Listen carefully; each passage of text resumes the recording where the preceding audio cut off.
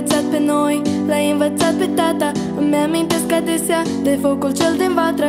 Fără povestioara ta nici nu începea să ardă. Mi-ai zis să-mi pun dorința la steaua ce o să cadă. Timpul fuge nemilos, noi creștem tot mai mari.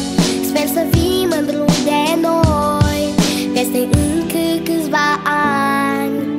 Mândru ca un stejar, înțelept ca o carte veche. Ești mereu pus pe jar, te porți mereu de veche. Izvor de povești, cea mai duioasă voce, se vede cu restul lumii, iar cu noi mereu dulce.